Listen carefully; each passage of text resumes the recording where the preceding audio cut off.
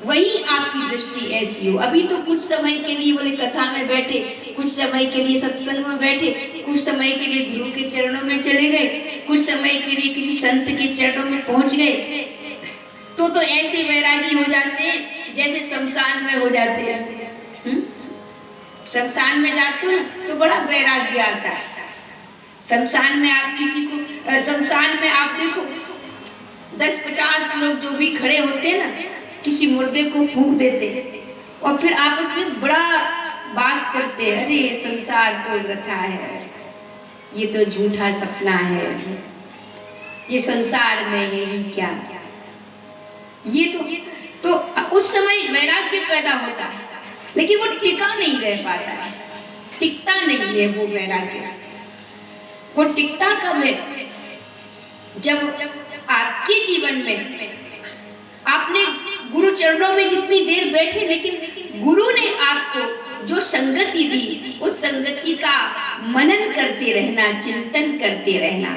तो यही नहीं कि सुन लिया और उस समय वैरागी हो गए, हाँ सब भगवान है, हाँ सब में भगवान है, लेकिन जब किसी को गाली देने का मन हो ना, तो उस समय तुम्हारा कंठ अवरुद्ध हो जाए, तो समझना चाहिए कि अब तुम पर सच्चे अर्थों में प्रभु की कृपा हो रही है। एकदम क्रोध करने का मन हो और उस समय आपके अंदर कहीं करुणा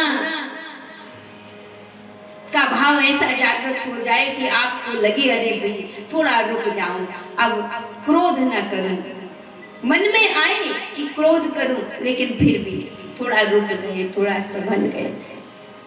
तो भगवत दृष्टि यही कहती है कि जहां आप संसार में रह करके, क्योंकि संसार में तो हम हैं ही, संसार से अलग तो है नहीं, हम संसार में ही हैं, तो संसार के लोगों में, संसार के अपने आसपास सबके प्रति हमारा सद्भाव होना चाहिए, और सबके प्रति सद्भाव और सबके प्रति निस्वार्थ जो भी सेवा हम दे सकते हैं वो देना, बस यही तुम्हारी भगवत दृष्टि को प्रगाढ़ करता है। रामायण में आता है भरत की दृष्टि भगवत दृष्टि है, वो तो जहां भी नजर डालते हैं उन्हें जो भी दिखता है उसको देख के उन्हें लगता है ये मेरे राम का है। जहां भी नजर डालते हैं ये मेरे प्रभु का है।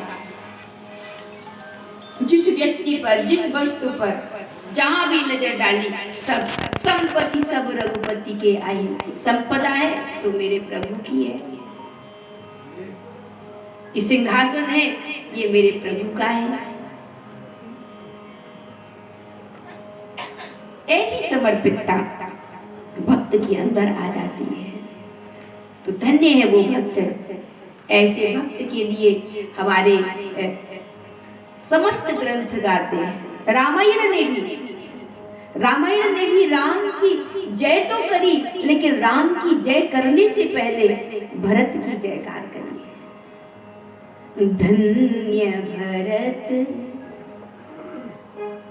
जिस समय चित्रकूट में भरत ने राम का भाव स्वीकार किया, मेरे राम जो चाहे, मेरे प्रभु की जैसी इच्छा वो मुझे स्वीकार है, तो उस समय देवताओं ने आकाश से फूलों की वर्षा कर दी, और फूलों की वर्षा करते हुए देवताओं ने ये तो भी राम की जयकार लगानी चाहिए थी, लेकिन नहीं, पहले देवताओं ने ये कहा कि भरत धन्य है। धन्य भरत, पहले भरत का नाम दिया। भगवान से भी पहले अगर इस दुनिया में किसी का नाम आता है तो वो भक्त का नाम होता है, वो भगवान से भी बढ़ करके। धन्य भरत जय राम गोसाई, धन्य भरत जय राम गोसाई। भरत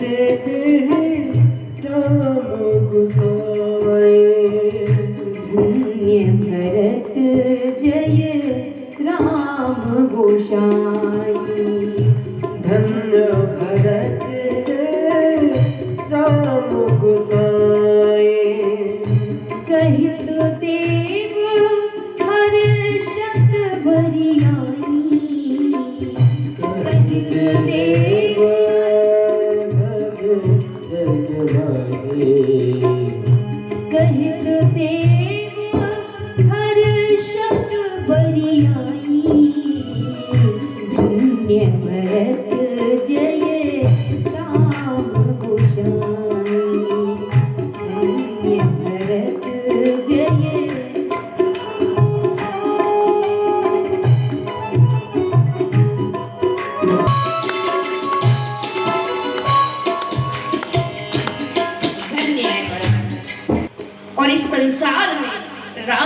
चरित्र उजागर हुआ।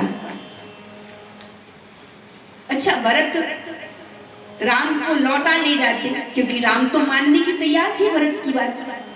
तो भरत राम को लौटा ले जाते, तो क्या ये संसार, ये समस्त विश्व श्री राम के गुणों से परिचित हो पाता? लेकिन हर एक, अर्थात वन में रहने वाला हर एक कोल, हर एक किरात, वो भी राम की महिमा को गा रहा था। तो किस कारण से गा रहा था? क्योंकि राम उनके बीच जा पाए, इसलिए गा रहा था। अगर राम को उनके बीच जाने का अवसर न मिलता, उनके निकट राम भील कोल किरातों के न जाते, तो क्या वो राम की महिमा को जान पाते? क्या वो अयोध्या के महलों तक पहुंच पाते? कभी नहीं पहुंच पाते। लेकिन राम वहां तक गए हैं। इसलिए भरत धन्य थे जिन्होंने राम से इतना प्रेम करने के बाद भी राम को कहा कि प्रभु आप जैसा करें। अंत में भरत के यही शब्द थे कि हे नाथ, अब आप वन में हैं तो मैं अयोध्या जाकर के आपकी पादुका अपने मस्तक पर धारण करें। इस पादुका को ही सिंहासन पर रख करके मैं सबकी सेवा करूंगा। मांगी चित्रकूट से जब भरत राम की पादुका लेकर के आए अयोध्या में, तो प्रभु की पादुका को इतनी प्रतिष्ठा दी उन्होंने कि उन्होंने उसको सिंहासन पे रखा। दुनिया की सबसे बड़ी प्रतिष्ठा हो, कितना ही दौलत हो, कितना ही पैसा, रुतबा, शोहरत हो, लेकिन अगर तुम्हारे दिल में किसी की प्रतिष्ठा होती है तो वो प्रेम के कारण से होती है।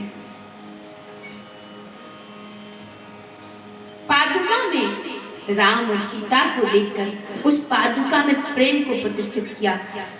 मंदिर में मूर्ति जो हम रखते हैं ना, वो मूर्ति भी तो पत्थर की होती है, लेकिन वो मूर्ति पूज्य कैसे बन जाती है?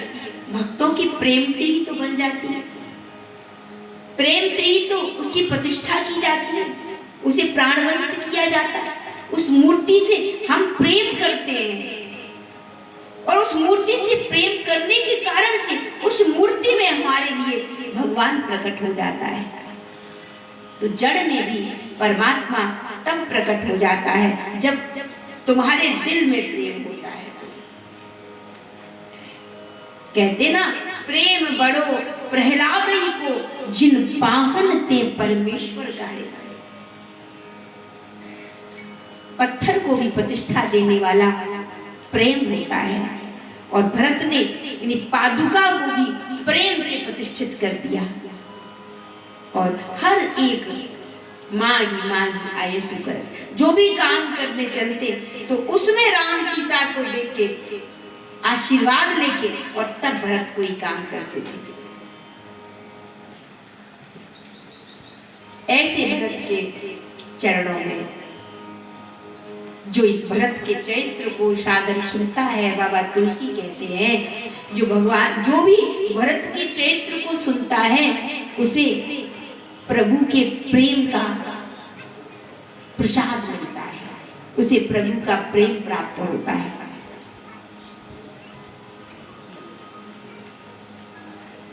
अयोध्या कांड में ऐसा